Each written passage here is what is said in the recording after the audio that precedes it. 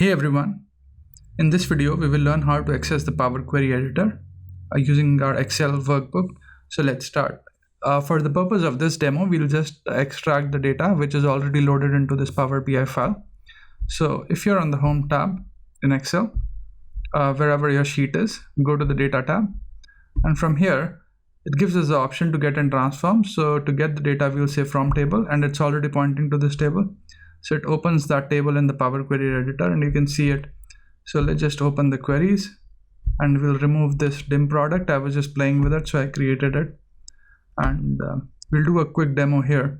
So when we open it, you can see the name of the query is showing us under query settings. So I'll just remove the name. So I'll delete everything till dim product.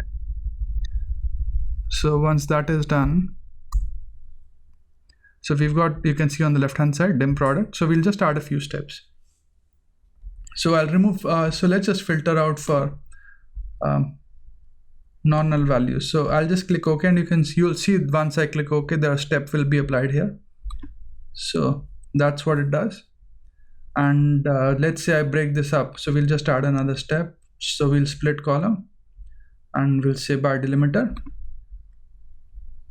And then it's just giving us the option. It's already picked up that it's a hyphen.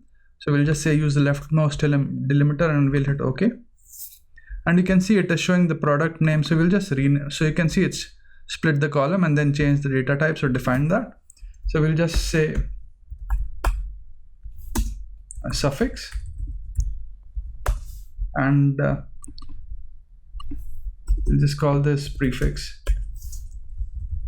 And you will see on the right side that it is added a step. And you can also view these steps which are in a code called M.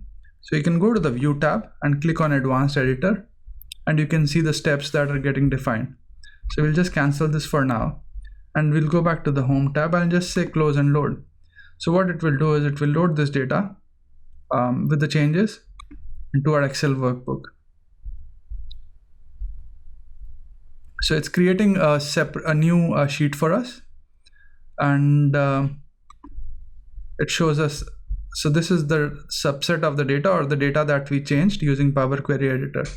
So now you can again go back and leverage that. So you can go into the Query tab and click Edit. So it's opened that Query tab for us. So we'll just go and hit Edit, and the Power Query editor becomes available to us again. I'll close this for now, and let's just go back to sheet 1. And the moment you go back to sheet 1, the query option is not available to us because this has nothing to do with Power Query. But this sheet, when we go on to this sheet, it becomes available because we've used Power Query to extract, transform some data, and then put it back into the file.